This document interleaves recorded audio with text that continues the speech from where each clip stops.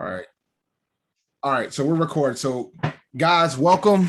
This is exclusive to the Patreon subscribers. I'm going to go over my fantasy rankings. So, Noli's here. Perf's going to ask some questions as needed. So, for those who aren't aware, you should become a Patreon. Go to patreon.com/PantherNationPC. I did my rankings. I haven't done any live drafts yet. I've only been doing mock drafts. And we know the preseason is happening. You know, this is recorded on August 14th, so preseason games are occurring. But overall, I want to go over what I think with regards from the running back standpoint and the other positions within. So give me 1 second while I share my screen, and then we'll get into it. Let's see here. All right, so we'll start off with the running back position. I did a video already talking about Christian McCaffrey and how I thought Christian McCaffrey was the top running back in fantasy, and I still feel that way to a point.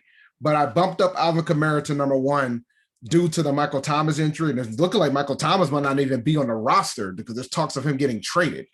So with Michael Thomas out, there isn't really a pure number 1 wide receiver right now in New Orleans. So I bumped Alvin Kamara up, because Alvin Kamara is going to get more dump offs. Alvin Kamara is still going to get a carry count. He's going to still get us 20 to 25 touches a game. So I think in a PPR league, he's the number 1 guy.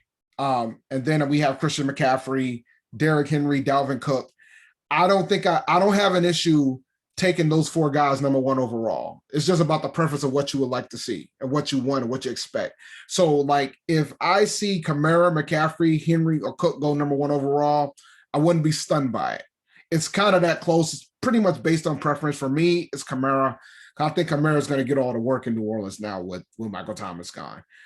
After that, it gets interesting. Like then you get into your Ezekiel Elliott, Jonathan Taylor, Austin Eckler, Saquon Barkley. He's going to keep falling down my boards the more I keep hearing that he's not going to get a full load. So like he fell down to 8. I had him as high as 6, but he's falling down to 8 for me. Aaron Jones with the return of Rodgers, I think is going to benefit Aaron Jones. Nick Chubb, Antonio Gibson. Antonio Gibson's interesting. I watched some of the preseason game on Friday. I didn't change where I had him, but I watched some of the preseason game on Friday against the Patriots, and it looks like they're going to have that man going out in the backfield. So that tells me that's going to penalize J.D. McKissic more than anything else, which is why J.D. McKissic is down there near the end of the list at 35. I think Antonio Gibson is going to get opportunity to get more catches out of the backfield, and that could potentially eliminate McKissic, because McKissic was potentially going to be in a third down back type of situation. So that's going to eliminate that option with regards to that. Joe Mixon is going to get the bulk of the work for the Bengals. I still like Najee Harris. I'm concerned about his recent injury, but I still think Najee Harris is going to be the bell cow guy. Clyde Edwards-Helaire, he's going to be the top guy in Kansas City. So I have him up there as a low-end RB1, high-end RB2. Darrell Henderson Jr. took a big jump with the Cam Akers injury. So when you look into that, I think Darrell Henderson has RB1 potential. J.K. Dobbins looks like he's going to be the top guy in Baltimore. DeAndre Swift in Detroit. Monitor that situation a lot. I think with the new head coach, Dan Campbell, I think they want to pound the rock more than we're giving them credit for. And DeAndre Swift is going to be the beneficiary of that. Chris Carson with Seattle, Josh Jacobs with the Raiders, even though Josh Jacobs now has a legitimate backup for the Vegas Raiders, I still think he's still a top 20 guy. David Montgomery, same thing. Mike Davis is a sleeper. I think he's going to potentially get all the work in Atlanta, and that's not a bad thing to have. Chase Edmonds in Arizona. Myles Gaskins is interesting in Miami. I am not as high on Miles Sanders as most, because I'm very afraid of Philadelphia running backs. So I'm not as high on Miles Sanders. Kareem Hunt should still be RB2, high-end flex range. Damian Harris is interesting. Part of the reason why I watched the Washington Patriots New England game was to see how they deployed Damian Harris, and it looks like Damian Harris is going to get the early down work, and James White is going to get the third down and passing work still. Damian Harris is going to be an interesting one from that standpoint. I think he's going to get the bulk of the work. I think it's clear that he's the top guy in New England, but there's still going to be a situation of you're going to have to deal with James White. So James White might have, I'm not ready to commit to James White quite yet, but I think over time we're going to see that Damian Harris is the guy.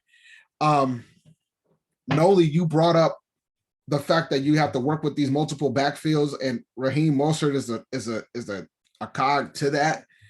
You know, when you start thinking about Raheem Mostert and the other running backs with San Francisco, it's rough, man. Like the way I handle like a three-headed monster, I can't put them higher than a flex because it's like a guessing game with them. So just like with the Jaguar running backs with Travis Etienne and James Robinson was like a top 5 running back in fantasy last year. Now he's going to be sharing with Travis Etienne. We don't know how that's going to go. But with Jacksonville, I want to, it's more of a wait and see approach. One of those guys could potentially end up being an RB2, but we're guessing at this point. New head coach, new scheme of how they want to handle the running back situation. Michael Carter is going to be the top running back in New York, but being the top running back on a terrible team is not always the best thing, because that means you're not necessarily going to get as many opportunities to pound the rock, so to speak. You're not going to get too many goal line options if your team's not good. Melvin Gordon III at 31. It's looking like Javonte Williams might be getting more run, so he could potentially start climbing up my rankings. Because if he ends up being the top guy in Denver, Zach Moss is looking like he's the top guy in Buffalo right now, but that's more of another wait and see approach. James Conner in Arizona is going to be interesting. I still think Chase Edmonds is the guy there. McKissick, like what I talked about, and with Washington, it'll be interesting. Nyheim Hines wasn't in my top 40, but then the quarterback injury, the offensive lineman injury, if the Colts are going to be falling behind, I think Nyheim Hines is going to benefit. He could get boosted up in the scale from that standpoint. Leonard Fournette, I mean, the Bucs, they're going to be another running back by committee type of situation. David Johnson is going to be playing for a terrible team. Robert Jones, it's Ronald Jones, excuse me. I got that wrong. It's Ronald Jones, the second for the Bucs. He's going to potentially be like he's going to be in another committee with the Bucs, Kenyon Drake. And that's pretty much my running back rankings, man. Like, things are still kind of fluid. I think when more preseason games are being played, you'll have a better idea of how these teams are going to deploy their running backs, but it's going to get interesting. So for Noli, if you have any questions about the running back situation, just, chime in. Otherwise, I'll continue on to the wide receivers. So going on what you said, you think because of the situation with 17 games, you probably might want to lean on running backs heavy early on? I do. I do. The thing is, we already know that most of these running backs aren't going to play the full year. Matter of fact, if you have a starting running back that plays all 17 games, I don't think it's mathematically, there's no way they're not a top 10 guy. You know what I'm saying? So it's all about a level of durability too. So it'll get interesting real fast about how the running back situation lies. But the thing that you have to take into account too is that the running back depth falls off a cliff pretty quickly. So that's another reason why it's more important to kind of go heavy with the running back situation. It's hard to find a guy that's undrafted that ends up becoming a top 10 running back in fantasy. You can't say the same for wide receivers. You definitely can't say the same for tight end or quarterback. Yeah. But running back, you kind of can't. You gotta pick your guys, and you gotta just be ready for the fact that they're not going to be able to. They're not going to play the full season. Like, they're not. None of these guys are going to play all their games. Yeah. So how would you draft wise, if you're, let's say, in a 12-team league, you're picking 9 to 12, and maybe the best player on the board is a wide receiver? Like, how do you manage that? Because I've been in that situation where there was or would you just take the best available running back? You know what I'm saying? Because I don't want to reach, but then again, it all depends on the guys that are sitting there. Like, if a Jonathan Taylor's sitting there at 9, which is very possible based on some of the mocks I've been doing, you got to take Taylor, right? Yeah, obviously. Yeah, if it's like Taylor, Eckler, Aaron Jones is sitting there, as he should be. If he's sitting there at 9, you kind of got to take him, right? But then when you start going into the wide receivers, then you start having interesting discussions. because if Devontae Adams sitting there, I mean, might want to consider it. But, you know, you kind of need to just look at the board and just make an executive decision, because if you could see a scenario where, and I'll go back to look at the running backs, if you can see a scenario where, all right, if you're cool with rolling with like a Najee Harris or a Darrell Henderson or a Clyde Edwards-Helaire as your RB1, then the move is to take the top wide receiver or even take the top tight end, because Kelsey might be sitting there too. Okay. But if once you make that decision to take a wide receiver or a tight end over a running back, that means you really got to go running back heavy. Okay. And you have to at that point, because you'll be taking too much risk if you try to take another wide receiver after that, because then at that point your running back depth is going to be shot. Like I tried to do the 0 RB strategy and I did not like what I saw. Like, because at that point your RB1 might be somebody, if you're lucky, somebody like a Miles Sanders, but he won't be there. Ooh. Or a Mike Davis or James Robinson, Travis Etienne. So like it's tough. Like if you end up with an RB1 being David Montgomery, I wouldn't be as angry about that, you know? Yeah. But it's just when you make the decision to commit to wide receiver early, you got to understand that you probably don't want to commit wide receiver. Like most folks, I would recommend going RB and then wide receiver, because you kind of want to try to get one of these top guys if you can. Yeah, they're a dime a dozen. Yeah, you can. Yeah, if you can grab, because you can grab one of these guys and then you can kind of wait a little bit and then maybe catch like a Robbie Anderson or a Kenny Galladay or a Darnell Mooney or somebody like that. Like you could probably get away with it because you can get away with that being your wide receiver too. So and it's a passing league, so it's a passing league. So you're likely to find a top guy out of nowhere at wide receiver than at running back. So you kind of need to be aggressive with running back early. Gotcha. I agree. All right. You got any questions, Perth? Yeah, see, when you've been doing your mock drafts recently, Dave, where have you seen Damien Harris go? Because it seems I was watching one of the Celtics games the other night, and they showed like a clip of Belichick talking about Harris, and he was talking him up as if he was going to be like the main guy. And they were saying back in the studio, they were like, we've never really heard Bill talking like this about one of our running backs, you know what I mean? And so I don't know if you're maybe lowballing him there with keeping him at 26. Again, yeah, like see my like, you know what I mean? Yeah, like so for me, I'm like, and I've been seeing the talk too. And truth be told, normally I wouldn't even have a running back, a Patriots running back ranked this high, period. Normally, typically, because I know that it's a revolving door, right? There's always like 4 of them. But then I was seeing the talks about Damien Harris, and I'm like, all right, I'm gonna put him in my top 30, and then let me watch and see how they treated him in the first preseason game, and he got the bulk of the work. And if I like what I saw, but there's a couple factors that you got to take into account. For one, they still were bringing in James White for the third down plays or the passing downs, right? Of course. All right. They also, and then you also have to take into account if Cam Newton's the starter, which I expect, by the way. If Cam Newton's the starter, that means that goal line work is threatened too. So you have to be prepared that Damien's probably going to get the bulk of the work, but he might not have a high TD count with Cam as the starter. No, that makes sense. Yeah. So that's why I have him where he's at right now. But if you're one of those guys that want to go wide receiver heavy at the beginning, Damien Harris wouldn't be a bad guy to pick. Like I haven't done a mock draft in about a week and a half from now, in about a week, give and take. So I haven't really done one to see where Damien's going now. And there's been a lot of things that have changed since then too. So I got him I'm still like in that low end RB2 flex range for him, because Patriots running backs are so unpredictable. They just are. It's always that way. Same thing goes with San Francisco. Same thing.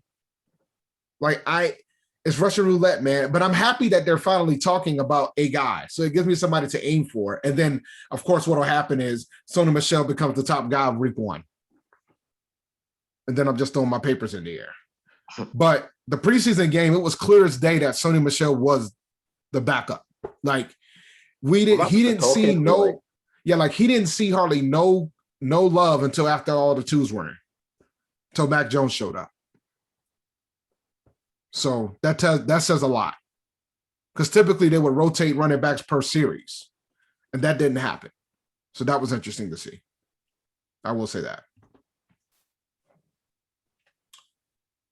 All right. Any more questions regarding the running backs? The running backs. And this is fluid, man. Things could change. I mean, an injury changes everything. Like if we hear that a Patriots running back gets hurt, I'm probably going to put Damian Harris higher because then I trust Belichick might not try to split it after all, you know? I got one last one, running backs. How high do you take handcuffs? It depends on the levels, right? So Alvin Kamara. Who's his handcuff? Oof. Oh God, because they just picked up Devonta Freeman. Same with McCaffrey too. Like you got Chuba, but he's running. I think like Chuba's the guy. I think Chuba's the handcuff. But I don't think you will have to draft him until like near the end. Okay. But for Alvin Kamara's handcuff, you might have to go a little higher because there's some value in the running backs behind him. Like there's value depending once you have an idea whether it's going to be Devonta Freeman or because Latavius Murray still plays for New Orleans too, right? If I remember correctly, I believe he still does. Maybe. Yeah. And so Kamara has been injured in the past, so wouldn't shock. Yeah, well, so you gotta so I mean it's gonna be valuable, but typically Kamara's handcuffs gets drafted. The Panthers handcuffs typically do not. Okay. You know, Dalvin Cook's handcuffs is gonna get drafted. Whatever that guy's name is. Saquon Barkley's handcuff is absolutely going to get drafted. I'm avoiding that man. I don't care. He's not. I've been screwed by that man. I don't care if he's there, and he would have to be there in the late round for me to take him. I'm done with him. You wouldn't take him at 9? Heck no. Wow. Yeah, I got screwed so many times. Him or Michael Thomas. Yeah. Well, let's talk. Yeah. So let's talk about these receivers. Speaking of Michael Thomas, I got him at 25. You better. Isn't that high? Considerably higher than he should be. And this is before the talk that he wanted to be traded. So that's a caveat. Theoretically, he probably should be lower than that. When are they saying he'd be back? I missed that part. He's going to be out at least a month. Oh, yeah, I'm good. Who's throwing the ball anyway? Jameis. Famous Okay, Jameis. Jameis gets yards. He does. Amongst other things. Repeat that again, Perf. I said Jameis gets yards. He can throw the ball at. Yeah. So here's the problem with New Orleans, man. And I came real close to putting Traquan Smith in my rankings. Only because he's got to throw the ball to somebody, right? Like somebody's going to end up being the guy in New Orleans. And that somebody's going to be is going to be a huge deal, right? But then it goes back to the discussion about why we probably should go running back heavy. Because if you're willing to take a risk on the New Orleans wide receiver, you end up hitting on that right one. You probably ain't going to draft him that high. You're not going to draft him in the top 40. And he might end up being a top 20 guy. So, because we already know that Michael Thomas is going to be there the first month, and he might not even play for the Saints again. So it's basically Traquan Smith that's going to be, if he becomes the guy, it'll be him. It'll probably be Traquan. Yep, that's what I'm thinking. Or draft Cook. Yeah, but then it's another situation where maybe watching the preseason might not be a bad thing, right? Because see what New Orleans does. See who's out there with the ones. And you have an idea what they're going to do. But it goes back to why I think Alvin Kamara is going to benefit more than anybody else, which is why I boosted him up to as the top running back in fantasy. Because he's going to benefit more than anybody else. He's going to get like 10 targets. But the thing is, you expect Jameis is going to probably throw the ball at least 30 times. So where's those other 20 going to go? I mean, if you got a guy that's going to get like 8 targets, that's wide receiver 2 wide receiver 2 target share. So things like that. Like you want your wide receiver 1 to get at least 10 targets a game. So that's why you got your Devontae Adams, your Tyreek Hills, your DeAndre Hopkins, your Stephon Diggs, your Calvin Ridleys, your DKs, your Justins, your AJ Browns. That's why they're as high as they are. You know? And I'm looking through my rankings right now, and I probably should lower Julio more than where I have him, truth be told. Because Julio, I think Julio's going to get the penalty more than we're giving him credit for. Um, but yeah, man, if you're at the bottom of the draft, you have a legitimately tough decision because at the bottom of the draft, DeAndre Hopkins might be sitting there looking at you. Like if you're at like the 11th or the 12th pick in a 12-team league, DeAndre Hopkins might be staring at you, bro. And I think it's kind of hard to not take him because he's a target monster. I mean, especially in the PPR league. So it'll make it a very difficult choice not to take him. So what would you do in that scenario? So if I'm sitting like at the bottom of the draft with the 12th pick, and one of these three guys is sitting there, one of those picks is going to one of these three guys, one of these four guys, really. Because you got to remember, when you're at the bottom of the draft, it's going to be a long time before it gets back to you, especially in like a 12-team league. So if one of these four guys is sitting there for you, unless there's some mirage of a miracle and like you're looking at like maybe Antonio Gibson, Nick Chubb is sitting there, I got to take one of these guys with a combination of one of these guys, right? Because if you're picking 12, you're going to be picking pretty soon again. Like 10, 11, 12, it's going to be snake. So you can get a wide receiver and a running back. Yeah, so like you make the decision on what you want. Like if you're sitting at 10 and you believe in it, and Aaron Jones is sitting there at 10, and then the big four wide receivers are sitting there. I mean, I would play the odds and hope that all four aren't gone, because you would think that if you're sitting at 10 in a 12-team league, you're going to have 11 and 12 get 2 picks. If Nick Chubb or Aaron Jones is sitting there at 10 for you, you kind of need to take him and then force 11 and 12 to make a decision. And odds are pretty slim that you're going to see all 4 of these wide receivers go because they're going to be thinking running back too because they got a long way as well, right? So you could see them probably double dipping at running back or something to that effect. Or they do a one-on-one, So if you make the decision at 10 to take like a Aaron Jones or a Nick Chubb, that's fine because the odds are pretty high. You'll either get Adams, Hill, Hopkins, Diggs, or Kelsey. So Chubb's always worked out every time I picked him in fantasy, but see the amount of work that Hunt gets, it does break your heart, like, you know what I mean, when you're watching it. But Chubb is outstanding though. Chubb is ridiculous, man. Like Chubb is going to get the bulk of the work.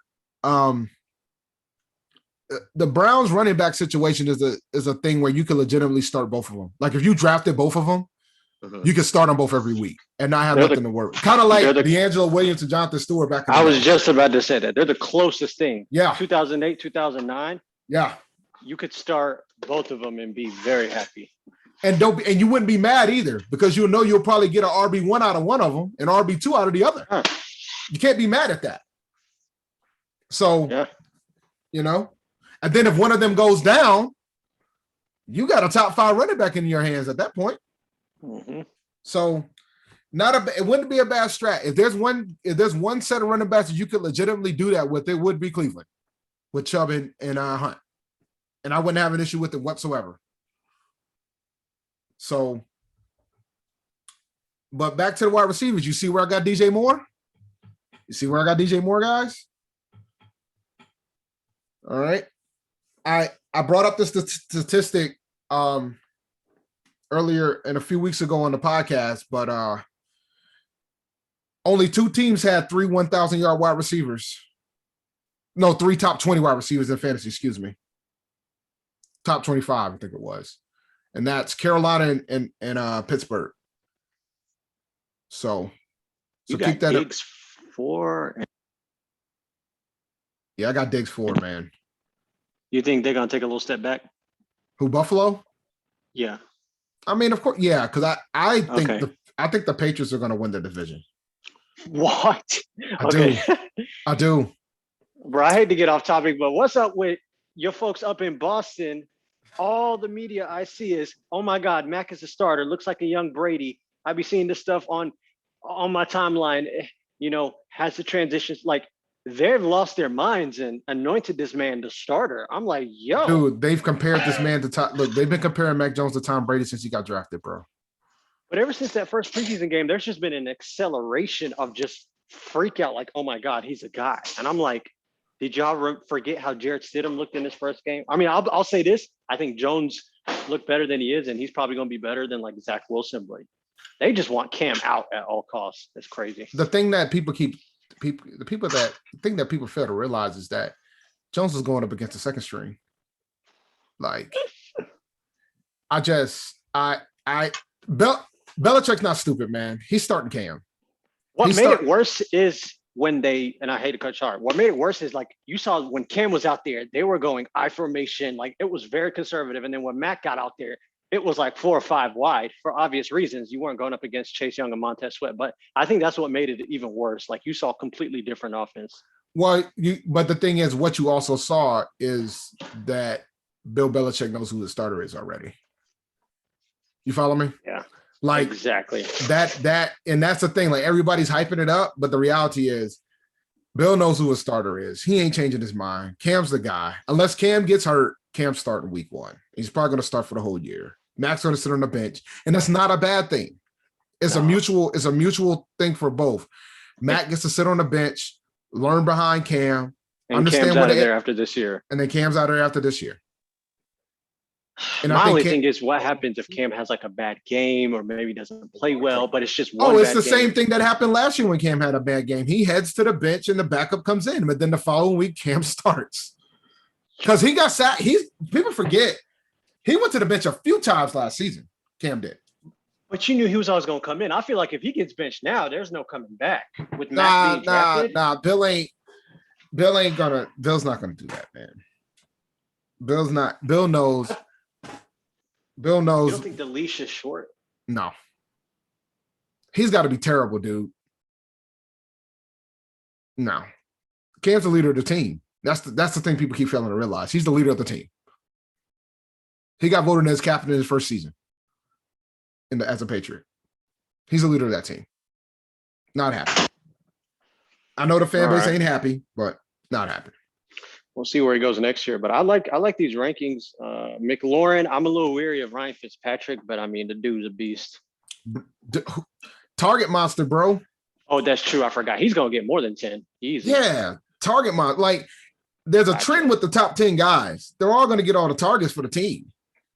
That's why I'm kind of like I'm looking at my rankings again. I'm like, yo, I'll probably put Julio way too high because I think people got to realize. AJ Brown's the top dog there in Tennessee. All right. Julio is there, but AJ's the top guy. You got Derrick Henry as running back. He's going to eat up a bunch of the carry count, right? So there ain't going to be enough for Julio to get his. Like, there's just not going to be enough. So that's how I feel about that. So, and the thing is, I'm rolling with Robert Woods being the top guy in Los Angeles for the Rams, but I think Cooper Kupp is not going to be too far behind. Like there's a legitimate scenario where Cooper Kupp and Robert Woods could end up being top 15 wide receivers in fantasy this year. Like there's legitimate scenarios with that, especially now since Darrell Henderson is going to be the top guy, top running back in LA. So you take those things into account. You know, Matt Stafford's going to have to slang it a bit. And I think Robert Woods and Cooper Kupp are going to be the beneficiaries in that. I mean, another situation where there might be 2 top 20 wide receivers would be Minnesota with Justin Jefferson and Adam Thielen. And Dallas, pending on Dak, with CeeDee Lamb and Amari Cooper. So, I mean, you know. What about Terry McLaurin and Curtis? I think that could be a pretty deadly combo. Terry McLaurin and who? Curtis. Oh, well, the thing is, man, I don't even have, like, the thing about Curtis, I'm penalizing him because of Rivera. Like, I'm a realist too, right? So Rivera didn't know how to use Curtis when he had him. I don't know if he changed his mind about Curtis up to that point, and then Curtis is already hurt. So it's like, I'm afraid. I'm just afraid. So if you're in a 3 wide receiver league, how would your draft strategy change after round 1? Let's say you get a running back. Would you just be wide receiver heavy?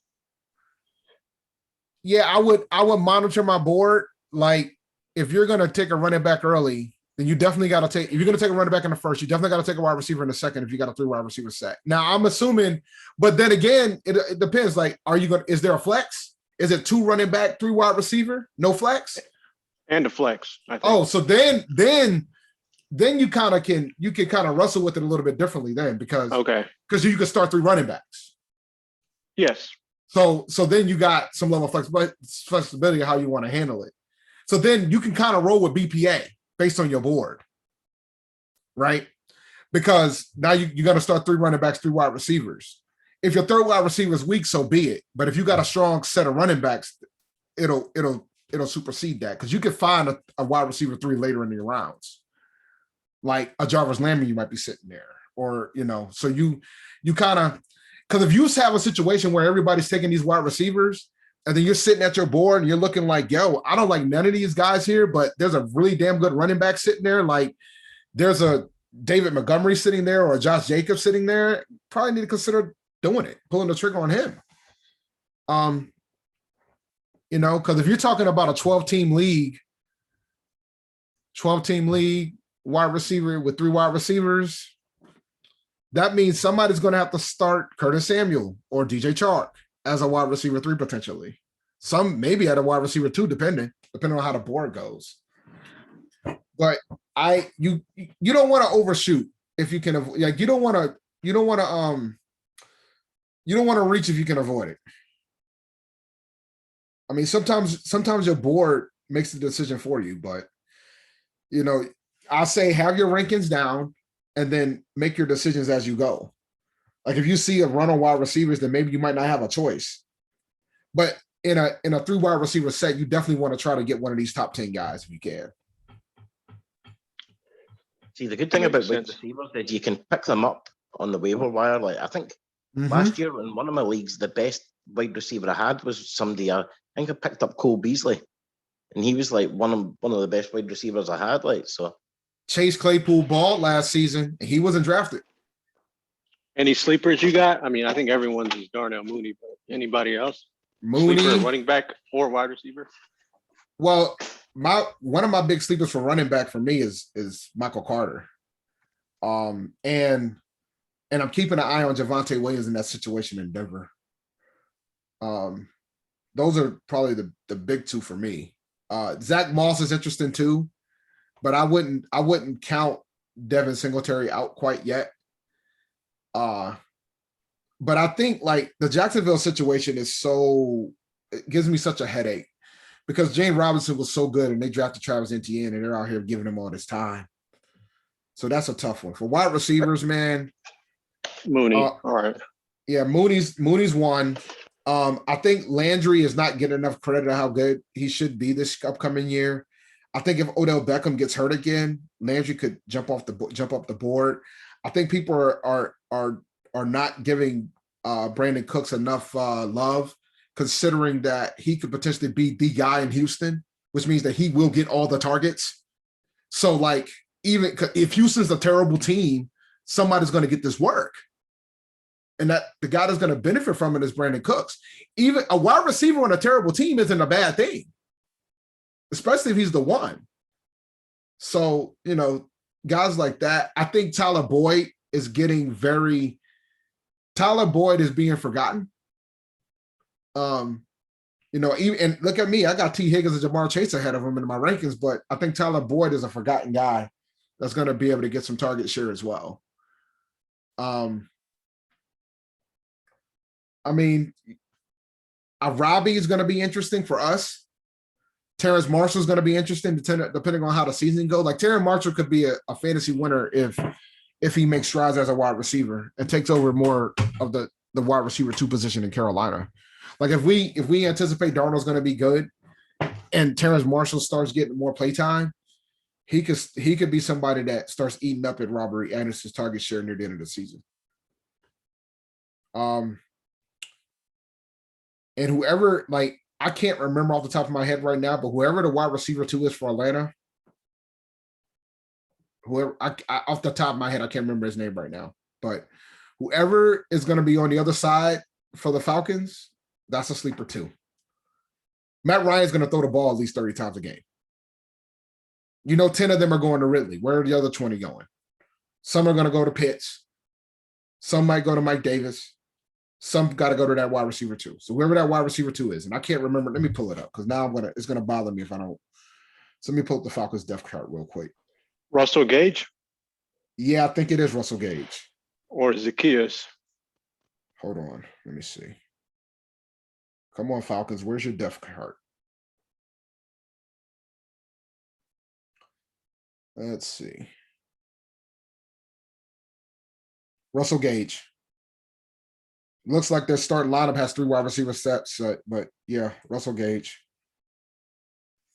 Interesting, Tajay Sharp, man. I'm kind of shocked that Tajay ain't winning the competition yet, but I'm pretty sure he probably will when it's all said and done. And I like Tajay Sharp. If he ends up getting the starting job, I like Tajay Sharp. But when Matt Ryan doing 3 wide receiver sets, that says a lot, right? It says that they're going to throw the ball a lot. But, when you start thinking about how they're going to handle the tight end position, it gets interesting too, right? Because Kyle Pitts is going to get a lot of opportunity. A lot of opportunity. So any questions on the wide receivers, on the wide receiver front before we go to the fun positions of the tight end and the quarterback? Are there any teams where you would be okay with starting 2 receivers, like you said, with the Brown, Kareem Hunt, and Nick Chubb, or no? The Vikings. I will be okay with it. I'm not a fan of starting 2 wide receivers from the same team. I'll just be honest with you. But if you make me pick a few, the Vikings, the Bucks, Dallas, pending Dak, and that's probably all I would go. Oh, Seattle. I would do it with Seattle. The Steelers wide receivers always worry me. Yeah. Picking them too high, because you just don't really know. No, yeah, that's the thing, right? Like I got Deontay Johnson higher, but I'm afraid because Claypool might be the guy. Juju might be the guy. Like it's tough. That's a tough situation. But like I said, last year they had 3 top 25 wide receivers in fantasy. So That's the thing. You know they're going to get points, but you just don't know where to take them. Well, the thing is a more of a slow and steady type of situation too, right? So like if you know that, if you feel confident that the Steelers are going to have an air attack, then you just take one and just start them, but just stay the course, right? You got to take the good with the bad because typically, man, when you start playing fantasy, you start going into a panic. But sometimes you just got to stay the course with your guy and just pay attention to the target share. Like I think target share is by far the most important thing when you start thinking about wide receivers and certain running backs that you want to take, right? Because the reason why Cole Beasley was very powerful last year in fantasy was because he was getting all those targets. He wasn't getting the touchdowns, but when you're in a PPR league, the targets are arguably more important than the touchdowns. No, he was a dink and dunk guy, definitely. Dude, and that's important. So when you start, you just got to start thinking about the target share. Like you want to get as many people, you want to try to get 30 targets from your starting wide receivers, especially if you're going to be starting 3 of them. Right. That's so when you have Steelers, though, because sometimes Deontay Johnson gets a wild share of the targets, and then the next week it's all Claypool, and then it's a bit of Juju, and it's where am I meant to take these guys? You know what I mean? Yeah. But then you also have to start thinking about it from the standpoint of somebody like a Will Fuller, right? People will always rave about Will Fuller because whenever Will Fuller played, he got his. But you got to remember, Will Fuller wasn't getting that many targets. He benefited from getting the long play. So if you want to be one of those if you want to build your team saying, all right, I'll have one lottery guy and then get 2 other guys that they're going to get 10 targets a week, that's cool too. But just understand that your lottery guy might get you 25 one week, but then 5 the next.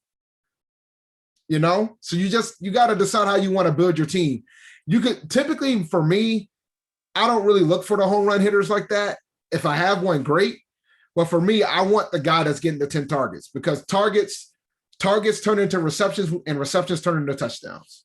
So you want to try to build your target share with your running backs and your wide receivers. Because that's what used to scare me about. See, Amari Cooper, he wouldn't be in the game for like the majority of it, and then all of a sudden he's got like 2 touchdowns and like Mhm. 70 yards out of nowhere in the second half, and it's like, what are you meant to But- judge this guy like? But the thing is, right, with Dallas, you know who the 2 wide receivers are going to be, right? It's going to be Lamb and Cooper. And you Yeah. know those guys are going to get the bulk of those targets. But Right? you can be invisible for a lot of the game, like, you know what I mean? Where the ball just doesn't come to him. Yeah. And like, yo, like if Dak was healthy all last year, those guys definitely could have been higher than what they already were last year. Because both of those guys were top 20 guys, if I remember correctly. Well, no, I know what Cooper definitely was. I'm not sure about Lamb, but Cooper was a top 20 guy last year. But I think the injury of Dak kind of hurt their stance a lot when it was all said and done. Because now you got a quarterback that isn't spreading the ball like that. You got one that's focused on a guy. So we'll see, man. But it's the wide receiver position is always an interesting game to play because there's always going to be somebody that you didn't draft that's going to end up in the top 25 at the end of the year. Always. So, but if we want to talk about the rookies are tough, man. Like you would think Devonta Smith would have the most opportunity, but I don't know. Jamar Chase, maybe. Waddle, maybe, but it's tough. I'm gonna be honest. I'm gonna try to stay away from the rookie wide receivers this year. But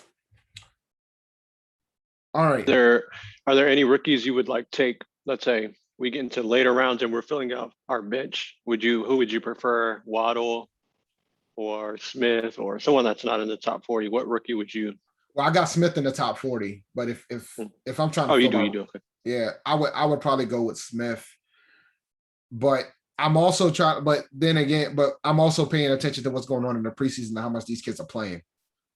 Like, I think that's important too. Because you got to look at to see because it's about trying to figure out, like, if you see that one of these rookie wide receivers is going to be the one, and it's like no debate, he's the one, it gets interesting fast then, right? I just don't think I want to reach for any of them.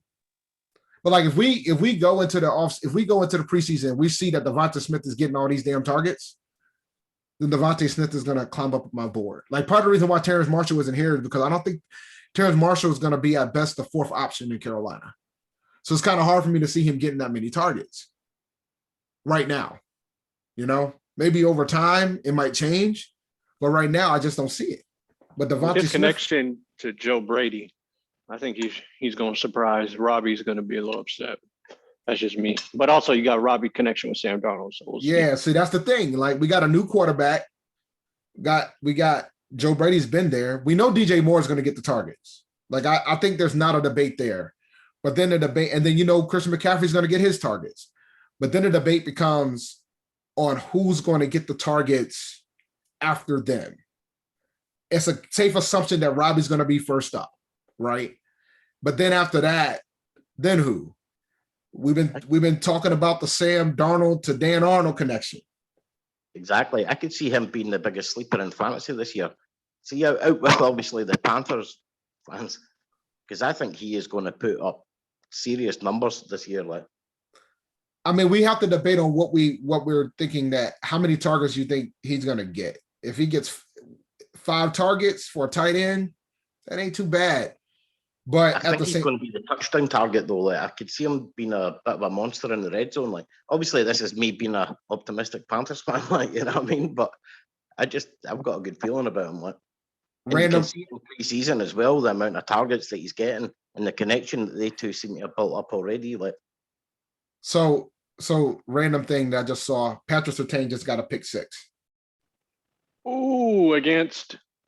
I don't know. It was second quarter, so I'm assuming it's the backups. I didn't see who the quarterback was, but he just got a Hey. pick 6. It was beautiful too. So beautiful. I still Jump like right in front JC of the Horn guy. better. I still like jump JC right in front Horn of the better guy, on him. man. he had But some now JC's probably gonna be begging to play tomorrow. Now, I still like him better for our team. yeah, I agree. Better fit. I agree.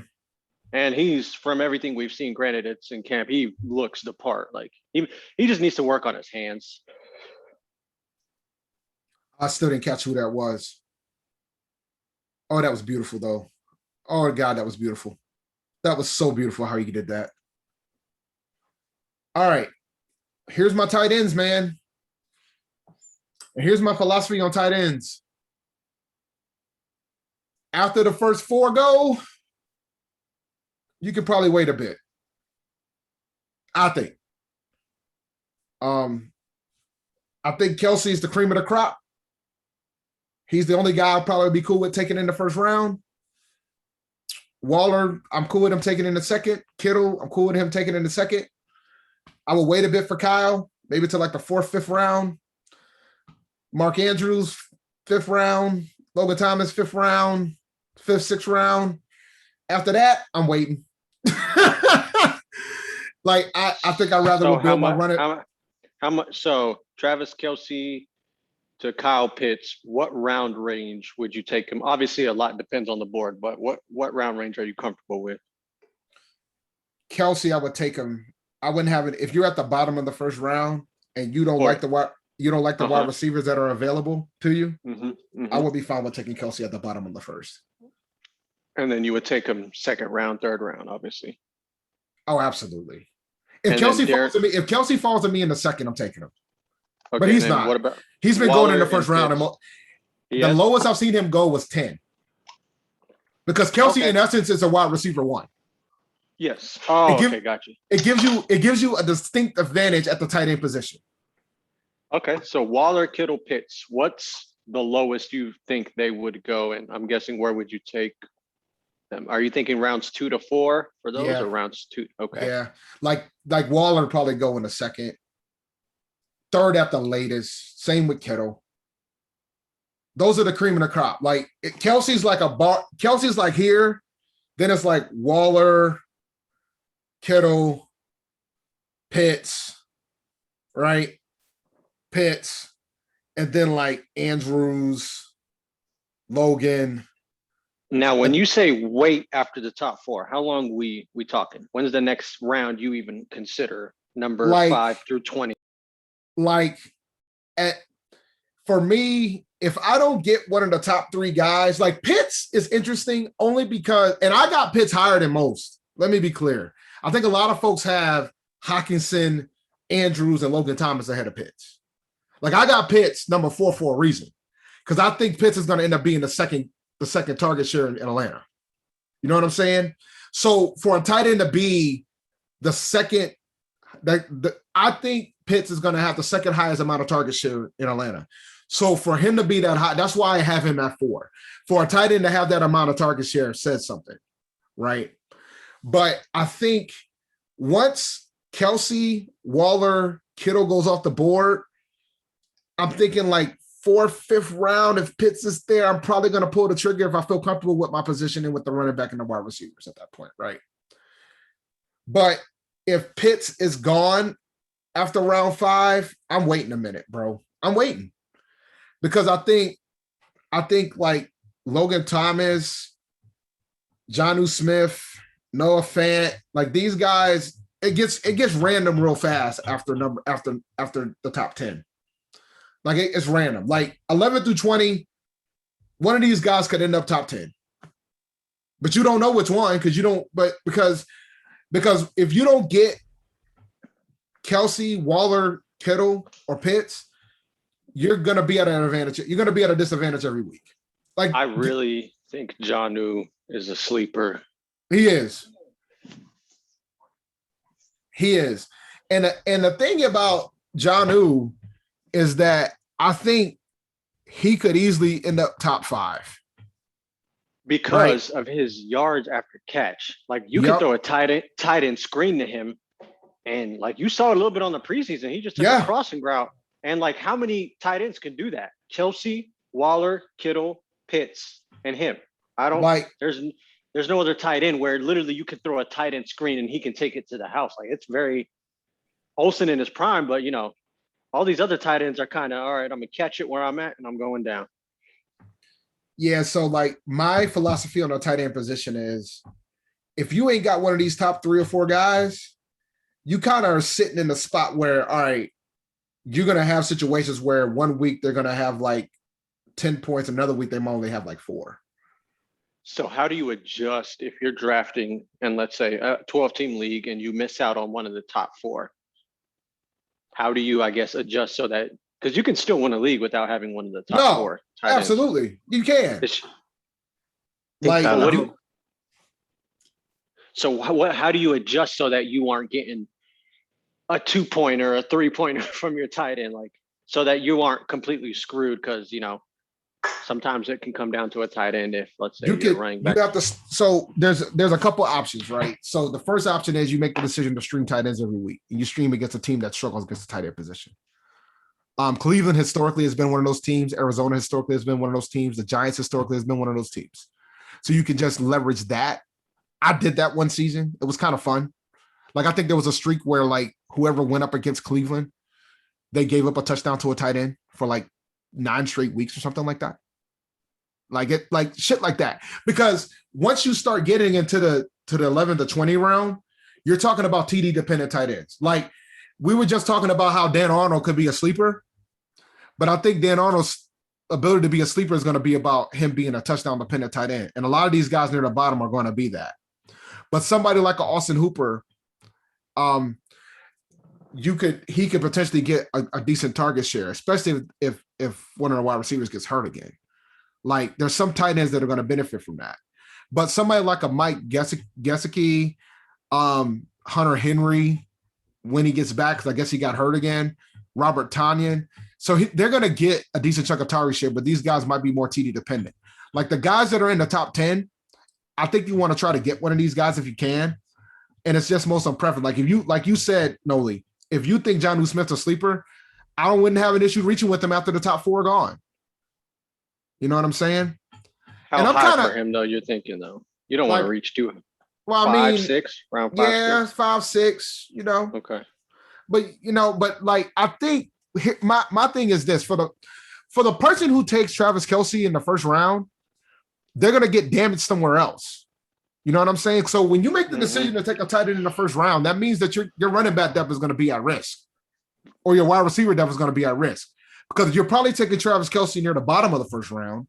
So that means you're going to have a swing. So you got to decide, all right, what's more important?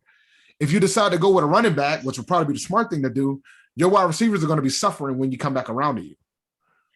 And your running back position will too. Yeah. I think a dream scenario is you get one of the top, obviously Kelce will be gone, but you get Waller, Kittle, or Pitts in round 2. If you can get that. I wouldn't take Pitts in 2. Not Pitts, sorry. Waller or Kittle.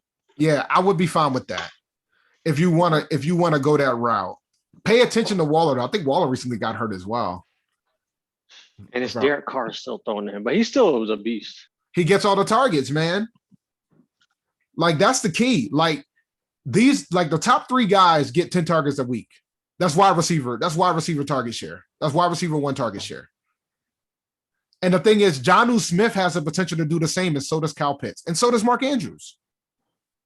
You know what I'm saying? So, like, because the Patriots are going to play more 2 tight end sets. So that's why I have Hunter Henry as high as I do, because I think the target share is going to be there. I don't think the Patriots are going to lean on their wide receivers that much. I didn't have a single Patriots wide receiver in the top 40 for that reason. What you think, Ian Thomas and Tommy Tremble? I think Tommy Tremble. This ain't Tommy Tremble's year to be a wide receiving tight end, a receiving tight end. I think Dan Arnold's going to be the guy to get that. And like, if you look at the first depth chart from Carolina, it's obvious that they're going to play more 2 tight end sets, right? So if they're going to do that, Dan Arnold is obviously going to be the passing down. Is going to be the one that's going to be catching those passes. If a tight end is going to be in there, yeah, and Tom is going to be knocking blocks off. You know, I think in a few years, if he can get his passing down, I mean, he would be the best blocking tight end in the league. But if he can just be serviceable as a catcher, that's a weapon. Because when he's in the game, you don't know if he's coming to pancake you or going out for a pass. Because with like a Pitts and a Waller, you kind of know what they're in there for. But like someone like a Kittle, you know, who's an excellent blocker, you know, could be either or. Yeah, no, I agree there. So from that standpoint, the tight end position is always an interesting exercise for me, man, because I would always love to have a Travis Kelce. Like, it's funny, like in one of my keeper leagues, I was able to take Travis Kelce in the second. So like for me, it's like, oh, I'm living my life like it's golden. Like if Kelce is sitting there for you, if you got like the 12th pick and Kelce's sitting there for you, you have to take him. You have to. Because it's too big of an advantage. But then you got to start thinking about what's your next move, right?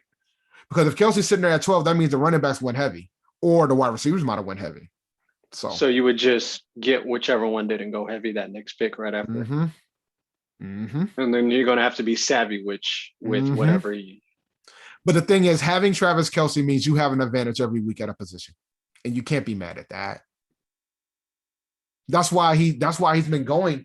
Because the thing is, like, I think he fell into the top. If he was a wide receiver, he fell into the top 5 in fantasy points last year. So, I mean, you in essence got a wide receiver 1. So, but the thing is, Teddy Bridgewater's in. But the thing is, sometimes it's about making an executive decision on how you want to build your roster. Because you can go ahead and say, all right, the key is always setting up your roster to have certain advantages every week. And Travis Kelce is the ultimate advantage every week, right? Like, there's no question in anybody's mind that Travis Kelce is the best wide receiver, best tight end in fantasy. Not a question. Every week you have that advantage. Every week. There's no doubt. Not a question. You can have that debate at every other position, but that. Unless, like, you end up with, like, Christian McCaffrey and Alvin Kamara as your starting running backs. Then there's no question you have an advantage at running back every week. Where do you prefer to draft in a 12-team league? Because I hate drafting first. I prefer the bottom. 2. I prefer the bottom. Okay. I've won more leagues at the bottom of the draft than the top of the draft. Yeah, because my top players have gotten hurt before, aka Saquon Barkley. That's why I'm done with him. Yeah, I mean, poor Pat. I think Pat, he took the first time we did the league, he took Barkley, and Barkley got hurt on him. He was hurting, man. Even though I told him McCaffrey was the guy, but he still was hurting. So like an overall, and I know you want to get to quarterbacks. How would you? So I'm doing my draft board on the Excel, and basically I'm doing quarterbacks, and I'm gonna rank them, running backs, wide receiver, and then like after 40, I'm gonna as you're filling out, that's kind of a crapshoot in my opinion, kind of like the draft after the first, second round. I don't need a big 2, but for me, I prefer to rank by position, kind of like how you're doing. How do you do? I guess. Would you do a tier system? I know I asked this in the group chat, because for me, what I prefer to do is like quarterback. Let's say Patrick Mahomes is number 1, and I highlight tier 1, and I have like maybe him and like 4 QBs I would consider taking in this round. Running backs, maybe 1 through 9 or 10, I would consider round. Is that kind of how you would rank it? That way, when it's your turn to pick in round 3, you can look at all the tier 3 players, but then if there's somebody who slips, you can take that player. Is that kind of how you go? Well, typically what I do, man, when I set my board up, I do it on like whatever if you're on ESPN, I set my board up in ESPN, right? Because that way it's easier to manage. And then like what I normally do during the draft, I look at my board and say, all right, these are the guys that I'm targeting. And I will look at who I've drafted so far. Like, let's say I draft a running back early, right? Yeah. In the first round, I'm like, all right. Then I'll say, all right, I'm willing to take a wide receiver in a second if these guys are sitting there. Gotcha. If not, then I'm going to go with a running back and grab one of these guys. And then maybe I'll put like a dream, right? Oh, what if Kelce's sitting there? Okay. You know what I'm saying? So, kind of like that. I guess the tier. Yeah, I guess that's kind of similar. Yeah. So like I Yeah. typically set my board up, and then I know once I know what my pick is. Yes. Speaking of which, I'm gonna do the pick during the show. Once I know what my pick is, Okay. then I'll then I'll say, all right, these are the guys that I expect to be there at that pick. Okay, that makes sense. You know what I'm saying? Like, like if I got like the 4th pick, and granted, now, like I said before, Alvin Kamara is my top running back right now in fantasy. There's a legitimate chance that Kamara will be sitting there for me at 4. Yeah. So, but the thing is, I would just say, all right, my 4th pick, these are the order I'm willing to take them. So it'll be Kamara, McCaffrey, Henry, Cook. Okay. And So then, that's kind of like the system that's kind of like, I guess, similar to the tier Yeah. system. Because if Yeah. you have, let's say, tier 3 players is I'm willing to take in rounds, I'm gonna just guess 4 through 6 or something. You can go by that ranking. Okay, that makes sense. Instead, because I don't like ranking 1 through like 200 and just going strictly like that. I don't like doing that. yeah, so like because the thing is, you got to remember, you got to have starters too. But Yeah. I've always, and the thing is, when we talk about tight ends and quarterbacks, there's a point in the draft where I'm willing to take more risk at those positions. Like if I don't get one of the top tight ends, I have already accepted that I'm going to have a disadvantage there. So at that point, I'm going to try to work on having depth at wide receiver and running back, because you got bye weeks, you got injuries. You want to be able to make your team formidable every week. And if my weakness is that tight end, so be it. If my weakness is that quarterback, so be it. The gap, once you get past Kelsey, Water, Kittle, the gap gets real close, bro. Like it gets real close. Like between 4 and 9 is going to be real close. And between 10 and everybody else is ridiculously close. So like you kind of know what your range is going to be at that point. And it's kind of some level of acceptance. And Teddy Bridgewater is out here doing QB sneaks again. Oh, there's a flag. Oh, well. All right. So any questions about the tight end slots? See, before you move on, Dave, who do you think is going to be the tight end for the Saints? Is it going to be Cook or is that Troutman that you've got on there? Yeah, I got Trotman there, man. Because I can see by the shit show that they've got going on at wide receiver that he's going to, whoever it's going to be, he's going to get targets. Like, Yeah, but remember, Jared Cook doesn't play for the Saints anymore. so is Troutman? Is he the I think number he- 1 tight end for them? I'm leaning towards him being the guy. I'm gonna pay attention in preseason, but I think he's gonna end up being the guy. But the thing is, I put him so low because it's gonna be unpredictable with Jameis. Like I don't like we got a new quarterback in New Orleans, so I'm like I don't know how this is gonna go. Like Trotman could easily jump off the board once you have an idea what the target share is gonna be, and you could start coming to a conclusion that because Thomas is out, they might lean on the tight end more. I think they're going to lean on Kamara, but it might be Kamara and Trotman, which would boost Trotman up significantly if he gets more target share. Like one of these I never guys, realized Cook wasn't there anymore. Like, but you know that Jameis is going to throw it. Like, so whoever's going to be like their main guy at tight end is going to be worth a pick. Surely you would think. Probably later on as well. Like, but for me, like when you start talking about tight ends, if you're going to take a tight end late, Trotman's a guy I'm willing to take a flyer on. Dan Arnold's a guy I'm willing to take a flyer on. maybe What did you say, Perf? I'd pick him up on waivers after we Mhm. see how it goes. Like, Yeah, like the leagues matter too, right? Because you could see a situation, and I've seen folks do this too, where somebody takes Kelsey and Waller and plays them both. You know what I'm saying? I've seen those scenarios too. And then at that point, you're gonna be the tight ends turn into a wasteland quick. It turns into a wasteland fast, bro. Like if you don't get one of those, last year, I picked up Tonyan on the waivers, and he was like one of my better players last year. Like, yeah. But nobody had Robert Tonyan in the top 20 last No. year. You know what I'm saying? It's a wasteland, bro. If And you the thing take is- Kelsey, go ahead, my bad, sorry. No, go ahead, Noli. If you take Kelsey and Waller, bro, your team is going to be struggling elsewhere. Oh my God. Well, it depends on the format, right? If it's two running backs, 2 wide receivers, and a tight end and a flex, You think that's good? I wouldn't be mad at that. But you gotta, because the thing is, what you're doing though is saying, all right, Kelsey and Waller, you gotta treat them as wide receivers because that's what they pretty much are. They're putting up wide receiver numbers. And And then you need to strike gold and running backs later on. Like, yeah, man, you're gonna have to hit a running back, at least one. You got to. Otherwise, you're gonna be hurting. But then again, you could potentially trade one. But you know, it's a risky proposition if you go that route. Your waiver wire game got to be on point. Yep. You'll be out here drafting handcuffs waiting for an injury. Because that's what it'll come down to at that point, right? You'll be out here drafting handcuffs, waiting for an injury, waiting.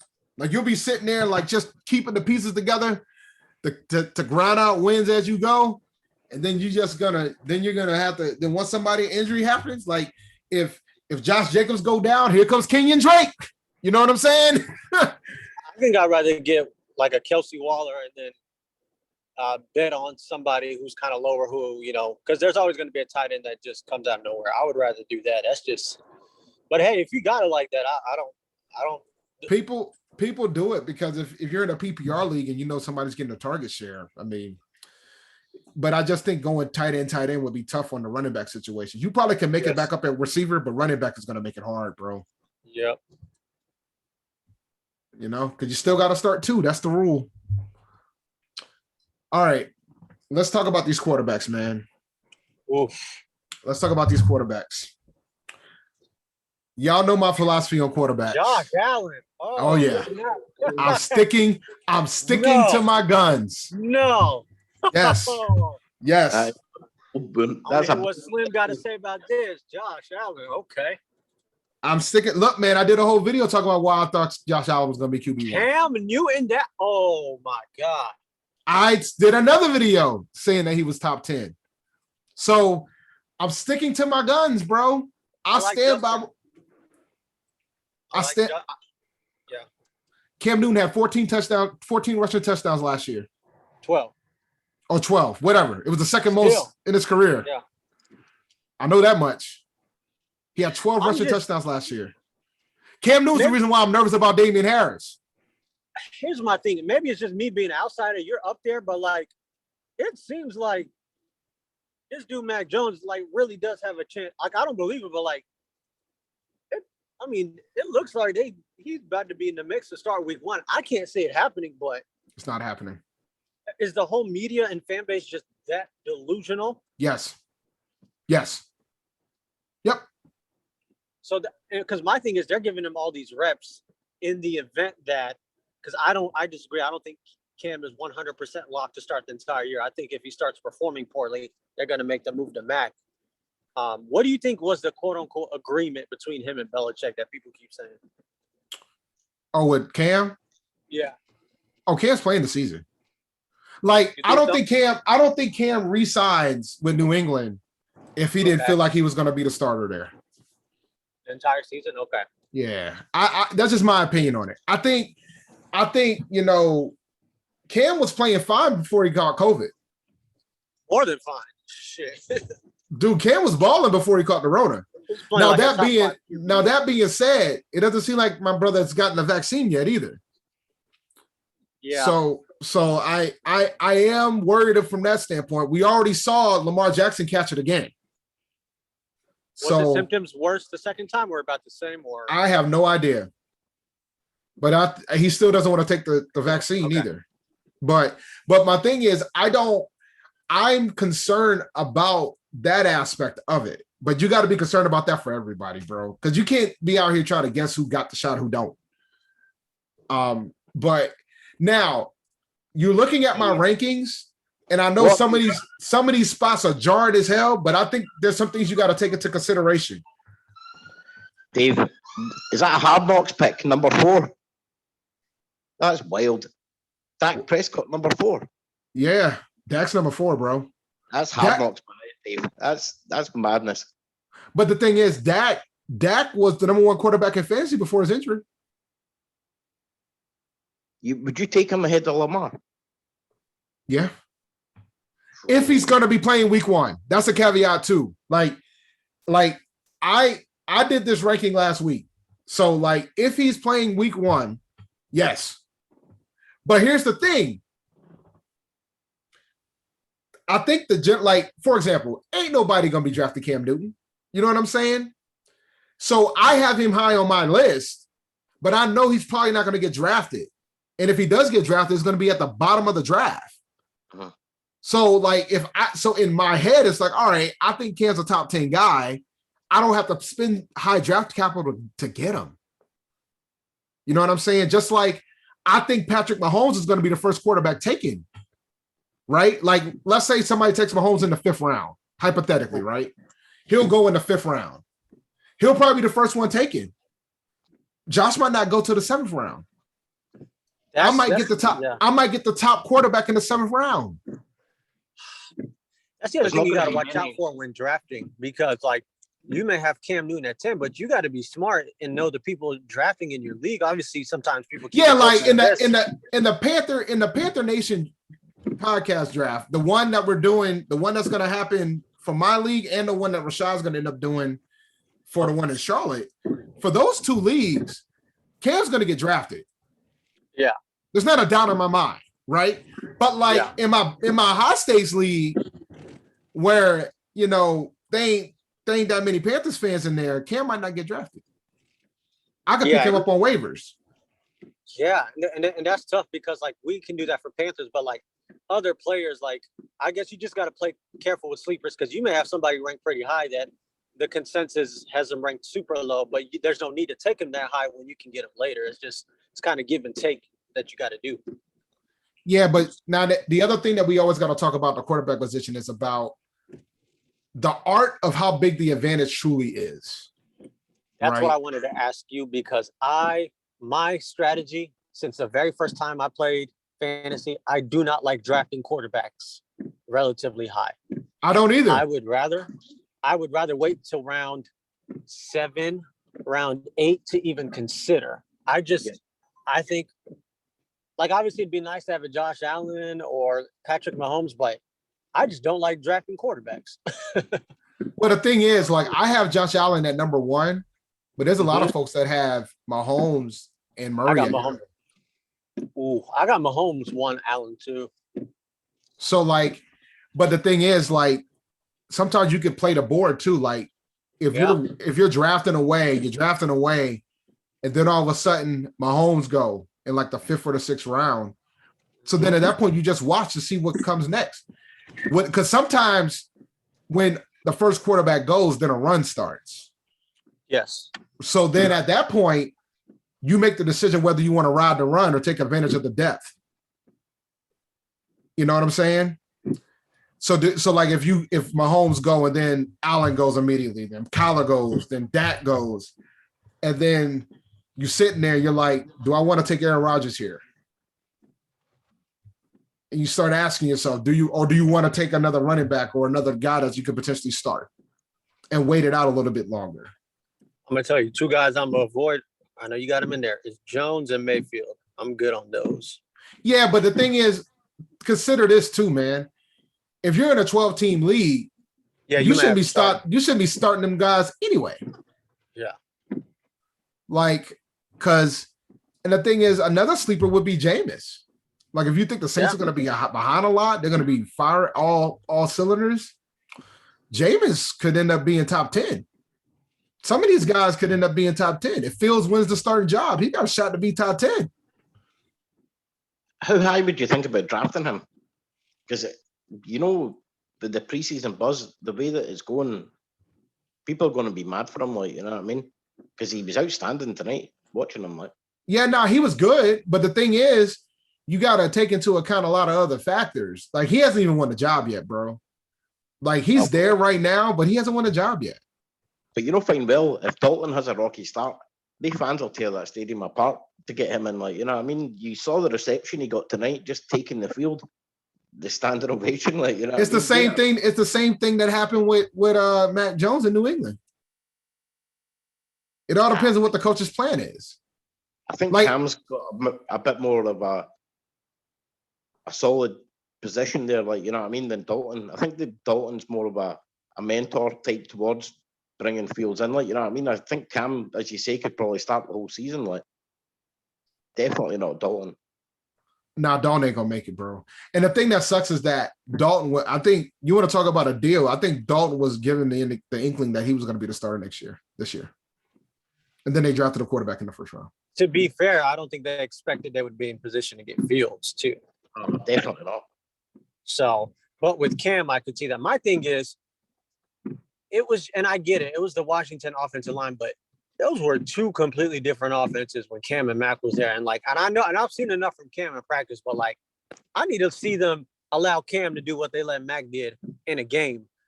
Because like, if it's like that, then of course, you know, the inkling is going to be there to start. Mac, I mean, they was having Cam doing what he did last year, doing these little tiny screens and check downs. Again, I know vanilla, but still. But you got to remember, man, I don't think people understand how the Patriots run their offense. Like what Cam did is kind of like how the Patriots run their offense.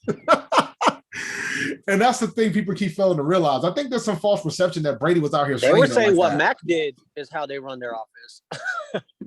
No, they're not. Nah. The offense that Cam ran was much more closer than what Mac did, bro. I agree. Like I think there's a false perception about how the Patriots run their offense. People tend to forget that the Patriots typically have a top 5 run offense. I agree, but they do have the weapons now to allow Cam to do what Mac was doing a little bit. Like you can go 4 wide, 5 wide, let him come in, like air it out, bro. Like what? My thing is the Cam I saw against the Seattle Seahawks, that was not a fluke. That can happen more often. Now he's not minus the 400 yards. He doesn't need to throw for that much, but air it out. Like you got the weapons now. Yeah, so going back to Cam and my fantasy rankings, mine is on the premise that he's playing every game, right? Of course. So, you know, I could easily be off the mark here, which is why I say, even though I got him ranked as high as I do, he's a guy that you don't necessarily have to draft, or you draft him at the end. He's not rostered in 80% of some leagues. Yeah. But I bet you if he balls first week, he'll be one of the top waiver wire picks. Because he could potentially be like a top 5 quarterback in fantasy week 1. Yeah. But you know exactly what will happen as well if he doesn't play well the first couple of games. The fans are turning him in a second. Look, man. Like, I don't know if I think I talked about this before, but I guess up here, the radio station in Boston used to do a weekly Q&A with the quarterback. Yep. And they did it last year. Normally it would be Tom Brady, but then, and so when Cam got signed, I was like, I wonder if they're going to keep that weekly quarterback thing. And they did last year, but they announced that they're not doing it this year. They don't like him there. They kept trashing him off here. They don't. That guy is an a-hole. But the thing is, WEI historically has been like pretty racist. That Boston media seems toxic a lot of the time. Because as I say, I'm a Celtics fan. You know what I mean. So I check in occasionally, and some of the stuff is just insane. Bomani Jones had a phenomenal take on Dennis Schroeder. I might have said his last name wrong. Signing to Boston, and I think people were talking about the delta and the money, but he's kind of put a level of focus on the fact that he took that pay cut and he's going to Boston. But he's not from he's from Germany. So he has a different perspective than a typical black player that comes and plays for Boston. And see, I saw that as well. And they seem to be reveling in the fact that, he turned down 80 million and now he's only playing for 5. But normally you would be saying, well, good luck to the guy for betting on himself, you know what I mean? And yeah, the thing is, he bet on himself and it backfired. But at the same time, he's still got an opportunity next year. 27, you know what I mean? And he's a good player. Exactly. When I saw what we got him for, I was like, I'll take it. Happy days. Oh man, I was thrilled. But but the radio station, man, it's a weird slant they put on it. You would think that they would be happy. Instead, they're reveling in the fact that he's lost £80 million, and it's or dollars, sorry. Yeah. No, it's just he's still richer than me. Shit. And all of them that's slagging him off as well. Yeah. So the quarterback situation, man, to get back on focus, Josh Allen, Patrick Mahomes, Kyler Murray, Dak, they're kind of and Aaron and Lamar. The top 6 are pretty much in a league. Well, I'll say top 5 because Lamar has his moments. But when you want to talk about consistency within the quarterback position, those are your 5. Those are the guys you expect to get 20 to 25 points a game every week. You talk. Noli, you went in and out, buddy. What you say? Oh, my bad. Oh, you good. I think I'm just lagging a little bit. Okay. So like the top 5 guys, you're thinking 20 to 25 points a week consistently, right? We're talking matchup proof, whole 9. After that, it gets interesting. All right. It gets interesting because there's a little bit of a downgrade, but not that much. And to get the guys from 6 on out, you could potentially get them later in the rounds. Like you should have already built your running backs, your wide receivers up until this point by the time you decide to take a quarterback from 6 on down. Now, if you miss out on like Lamar, Russ, Herbert, Brady, Tannehill, Stafford, Matt Ryan is serviceable. Joe Burrow, if he's healthy, serviceable. Big Ben, serviceable. You know what I'm saying? Like these guys are going to put up numbers. But then you're starting to get into streaming territory. You could just think about Justin. I think if he wins the starting job, he got top 10 potential, bro.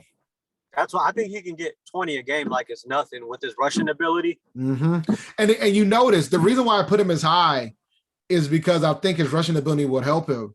But I'm not completely confident that he's going to end up winning the job yet. But Joe Burrow, same thing. He can run a little bit.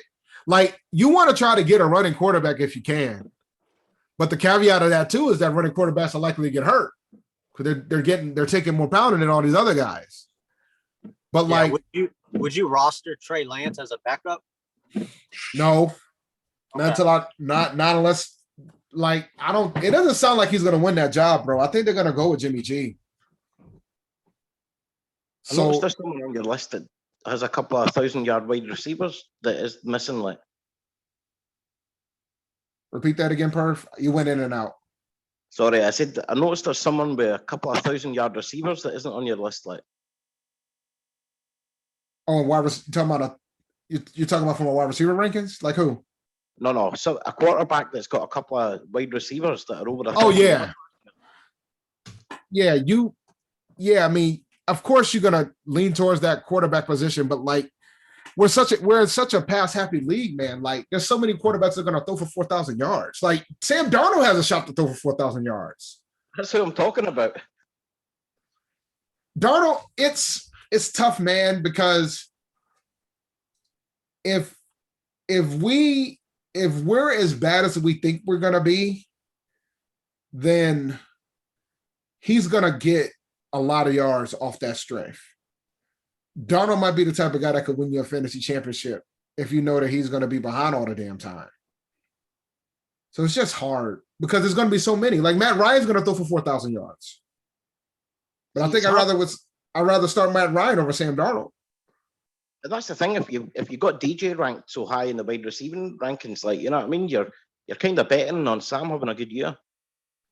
Well, for DJ to be a top 15 guy, that means he's going to get a lot of the target share, right? So But I think it's going to be pretty evenly spread, like, or not evenly spread, but I think there's going to be a lot of people getting a lot of targets, like. Well, look at it this way, right? So last year, Teddy Bridgewater had 4 guys that had 1,000 yards all purpose, right? Samuel and Robbie, DJ, and Mike Davis. He had 4. Curtis? I said Curtis Samuel, Yep. Robbie Anderson, DJ Moore, Mike Davis. He had 4 guys that had 1,000 yards all purpose, right? But Teddy Bridgewater wasn't even top 15 in fantasy last year. I don't even think it was top 20. I have to double check it. I did a ranking of him. He might have been top 20. So like when you think about that, that means he wasn't even startable every week. He's not a startable guy every week. He's a streamer at best. But then He you got to had- think if we sort out our red zone issues and Darnold is a slight upgrade on Teddy, if that's what he is, then surely he's going to be better than top 20 QB. Yeah, but would he be top 10 or top 12? I That's hope so. hard. That's hard, man. Yeah. You know? And the thing is, because the thing is, the reason why I have Cam as high as I do is because I know he's gonna be a vulture to these running backs in New England. And if he just gets to throw the ball a little less than what Brady got to throw the ball in that offense, he's in for a big year, man, if he gets to play the full year. So, but the thing with Darnold is that he's going to lean heavily on, I think they're going to lean heavily on the run game, which tells me that DJ Moore, especially if McCaffrey stays healthy. But how much of that is going to be dink and dunk to C-Mac? And that's going to still count as... It's going to count as his yards. You're right. You're right. I'm just thinking about I'm just thinking about Teddy last year. Because at one point, Teddy was a top 5 passer. Like he had more, he was a top 5. He was like top 5 in passing yards at one point during the season. But he still wasn't a top 10 quarterback in fantasy. Exactly. And if Christian had stayed healthy the whole season, then Teddy's numbers would have been much better. There's just no denying that. Like, it's just hard to put him above Brady and Herbert and Wilson and Jackson. It's just hard. I mean, or even Stafford or Tannehill. It's just hard. It's very hard. Because the thing is, the league is so pass happy. Like the gap between last year, I believe the gap between number 10 and number 20 was only like 3 points a week. Like it's not a big gap between quarterback points. So you kind of can get away with it, especially so that's why historically I wait to take my quarterback because I can get bigger gap advantages in like the running back, wide receiver, and tight end positions than the quarterback position. So, and there's going to be somebody that's top 5 that's going to fall out of this rank pretty heavily. Because Lamar wasn't Lamar last year. People thought Lamar was going to be the top guy in fantasy last year, and he wasn't. So, it'll be interesting, man. And I got one slide left, and there's no rankings. It's just more of thoughts. Obvious thoughts. These are the most random positions in fantasy. Don't overthink this. So, that's pretty much all I got. You know? I believe for defensive kicker, you can stream him every week. If you end up falling into a good defense, keep him. If you end up falling into a good kicker, keep him. But other than that, stream him every week. If you see an opportunity of somebody dropping Justin Tucker during the bye week, I have no problem with you going to go get him. Or like Harrison Butker, I have no problem with you going to go get him. But other than that, stream him every week. I don't even want to get into defenses because we don't know how good the defenses are going to be, man. And it's so random. I always regret not taking a decent defense, but I just always just leave it to pot luck and just take whatever I can Because at the end. it's a guessing game, bro. Like Yep. it's always a guessing game when it comes to the defense. There's always a defense that Remember, see when you come up against a good defense and you're like, why did I not just take one?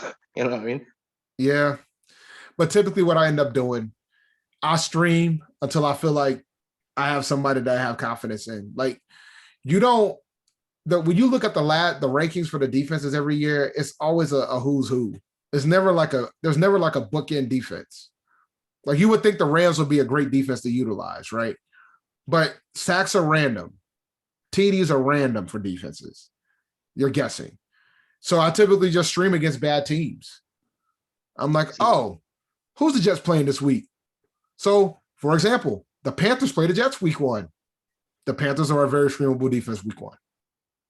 I think my Panthers are just going to be because I don't think many people outside obviously the Panthers fans are going to be taking Panthers defense. Nope, sure not. So that's my philosophy for all my non-Panthers drafts. You know what I mean? Is just wait and just take the Panthers. Yep. Oh no, folks ain't taking the Panthers defense, bro. No, definitely They're not. not. They're not. So unless you're in a league full of Panthers fans, That's good. That's been my go-to in these mock drafts is the Panthers defense. Oh, same. And the big reason why, and typically historically what I would normally do, Perth, is that I look at the schedule for week 1 and I say, who do I think are the worst teams in the NFL? And I find those teams. And then I look at the opponent and I'll try to get one of those defenses for week 1. That's typically how I draft my defense in fantasy. It's a good way to go. Aye. That's what I do. So if I think the Jets are going to be one of the worst teams in the league, I say, who are the Jets playing week 1? Carolina. I'm drafting Carolina. or who's starting a rookie quarterback week 1? Who is their opponent? I'm going with that guy. So like, who's playing Jacksonville week 1? I'm going with that defense. That's how I do it. Because there's no point in me trying to spend too much time on it, you know? So, but that's all I got, man. I've rolled for about an hour and a half. This was fun. You got any more questions for me? What do you think about drafting 3 running backs in a row? I have no problem. I have no problem with that. I just think that worked out pretty well for me, like. Yeah, I have no problem, especially if you have a flex. I have no problem with that. Yeah, well, most of the leagues I play in are flex, like, yeah. Yeah. So like, if you're able to start all 3 every week, and each of them have the potential to get 20 touches a game, that puts you at a pretty damn good advantage. But your wide receivers might potentially suffer. But if we go back to the wide receiver rankings, if you end up taking 3 running backs in a row, that means you're going to potentially have maybe a Robbie Anderson or a Chase Claypool or a Tyler Boyd or That's a how Chark. usually works out, aye. Yeah, so that's the risk you're going to be willing to take because these top 20 guys aren't going to be there. And if one of them are there after taking 3 running backs, you hit the jackpot, buddy. But you have to be more risk averse if you're going to go through running back. I guess the last question I have is like overall best advice for making sure you have, I guess you probably touched on it anyway, well-rounded roster. So that I guess, cause stuff happens, you may have an injury to a top player, but I'm doing only 12. I have one 10-team league, but I got mostly 12-team leagues. The best advice I have, typically make the decision early in the draft of which way you're going to go, whether you want to be RB heavy or wide receiver heavy. If you make the decision to go wide receiver heavy, the waiver wire is going to be your friend because you're going to be trying to dig straws to try to find a running back that might pop. I am totally against the 0 RB strategy, but when it comes to making a well-rounded roster, I really try my best to diversify between teams. Like I don't like for like a team like the Chiefs, I'm cool with taking a quarterback and a wide receiver. So like a high-powered offense, I'm cool with it. But for the most part, I don't want to be so heavy on a team because if the team has a bad day, that means your team's probably going to have, your fantasy squad is going to have a bad day. So I would prefer to try to diversify it. Try not to be heavy on a team that doesn't really have a good offense. You know what I'm saying? So I think the key is just to try to diversify your options. Sometimes I like to try to, and I don't always try to lean this way, but I try to make my bye. I look at my bye weeks too. And sometimes I'll say, all right, I pick a week where all my guys are going to be on bye. Like sometimes I end up with players where a lot of them got to bye the same week. But during that bye week season, it gives you a distinct advantage because if all your guys are on a bye on 1 week, then you're going to have a distinct advantage over everybody else for the others where everybody else is scrambling in bye weeks. Because typically when I do make my comebacks, this typically happens during the bye week season because of the way that I manage my roster. I think depth is always more important when it comes to those bye weeks. I think some people take tight ends and quarterbacks high because they want to have the top of the top, but then their depth is going to suffer when bye week time happens. And then their team is kind of vulnerable. And some of those teams end up not making the playoffs because they don't know how to survive during those byes. So, and then if they have an injury to one of their top guys, you can forget it because then they didn't build their depth when they made those decisions. So my advice to you is to try to diversify your team. Try to diversify your squad, so to speak. like try to have as many multiple teams as possible. I'm gonna pull up a browser right now so we can figure out this draft order. And I'm gonna post this snippet of the video on the page. Let me see. Give me 1 second here. Do.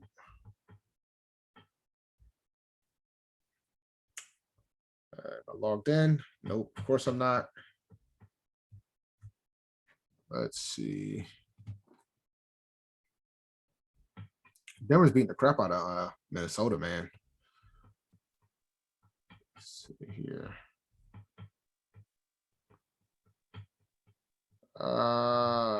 Let's see. League manager tools. Edit draft order. All right. Let me do a share. I got witnesses. Because both of you guys are in the league, right? Yeah, I think both of you guys are in the league. So hold on 1 second. I know Noli's probably doing something. Go ahead, I'm still here. All right, you guys see the draft order right here? Can you see the browser? I'm assuming you. All right, I'm gonna go ahead and put the order in now. All right, so I'm gonna randomize the order. You ready?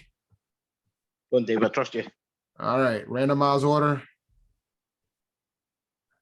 Jesus Christ, I stayed at the second pick. And there we go. No, you got the bottom, bro. I got what? You got the 12th pick. Let's go. Let's got the go. Sorry. Who got you- first? Damn, who got first? Hold on. Let me pull it back up. You know, Dave always got that first pick. I don't want the first pick, bro. I got the second pick. Dave, I don't want the first pick. Dave, every year, bro, how, bro? Every year I've gotten either pick 10, 11, or 12. It's never changed. That's my bread basket. I prefer that. It's crazy. I know what to do now. I prefer it. I prefer that. All right. Hit me with pick 5, Dave. I'm not impressed, mate. That's Saquon Barkley range. I don't like it. Unless Jerome takes Kamara, it looks like I'm gonna get Kamara at 2 at this rate, because I'm pretty sure Jerome's gonna take McCaffrey. He might not though. You never know. You never know. We just got to make sure as many people as possible show up. Yeah, I'm about to put a date out right now. Matter of fact, let me do that right now. In one of our leagues, if you don't show up to the draft and you win, you only get half of the winnings of your money. Oh man. Well, that's fair enough. Like, Yeah. One of my friends last year, he finished in the money and he picked the whole time. He forgot the draft had started. Like, Yeah, so if you win with an auto draft, you only get half your money. And then the next year, that's fair. if that happens again in our league, you get a quarter. So it basically deters people from not showing up. No, When's definitely. the last preseason game? I'm looking at August 30th. I want to see if we can do it on August 30th. Yeah, we got a 2-week. I like not having 4 games. I will say that. I don't like 17 games, but I like 3 is enough. And see, the thing is, there's no excuse for having auto picks because there's plenty of people in the Discord that would want to take part. You know what I mean? So if you're not interested, you're not interested. Like, you know what I mean? Yeah, and that 4th preseason game, it was just, I feel so useless. Like, you don't need, like, rarely is that make or break for the next NFL star. So I think 3 is great. I want to do the draft live. So Oh yeah. I'm Because thinking we don't have school that day either. Yeah. So I'll definitely show up to that. Labor Day is great. You want to do Labor Day? Yeah, that works for me. Yeah, because we usually do it on the show, don't we? All right. If we do a September 6th, I almost want to do it before the show, to be honest with you. if we do it at 7 o'clock Eastern Standard Time, you think everybody will do it 7 p.m.? What time is that for you? 7 Perf. p.m. That would be midnight for me. Jesus. But see, to be honest, it's doable. Because then it'll be right before the show. It'll be No, that works for me because I'm going to be on listening to the show anyway. So go for it. all right. So we'll do 7 o'clock on the 6th. And I'll wait and see what everybody else thinks. If I get opinions, then I might make adjustments. I mean, we could do it earlier in the day if it's a holiday, because it's a holiday for us. So now everybody should have gotten the email, so I'll start I'm hearing. easy. Yeah. Yeah, I mean, because that's Labor Day, so that'll be good. So that's 3 days before kickoff. So by then you should have an idea who's who in the zoo and things of the sort. I gotta start preparing. I'm gonna probably start drafting within the next 2 weeks. So, because some folks are gonna wait. Typically, we would do it. Typically, my drafts would start after the 3rd preseason game, but this year, because there's only 3 preseason games, I don't think that's gonna happen. Especially since you got some teams not playing their starters in the first 2 games. But all right, Too many auction drafts, Dave. look, man, I didn't have enough people, so I was like, I don't think I'm gonna do it. And then Rashad with the he's doing the draft party at the stadium. I saw that. And I'm like, he's like, yo, you got to get down here. And I'm like, bro, my kids start school, man. I can't risk it. Not the way flights have been going. I can't risk it. It's not even about whether or not I'm catching COVID. It's more about the way the airlines have been doing. I'll be cutting it too close.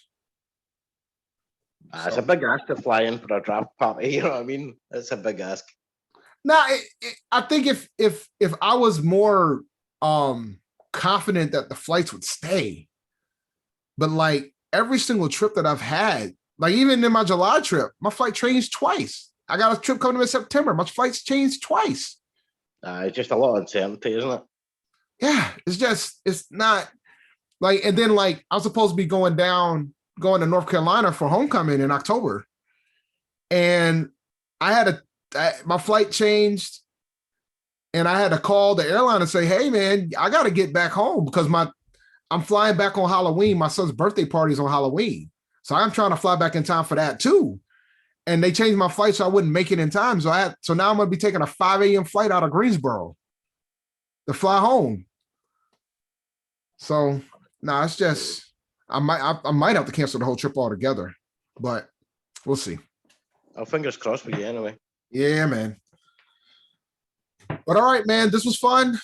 I'm gonna go ahead and stop the recording. For those who watched it, appreciate it. Become a Patreon. But if you're watching this, you're probably already a Patreon. But follow me on Twitter, ChampD1012, and I will answer your questions there as well. All right, take care. Appreciate it, Dave. Thank you. Yep.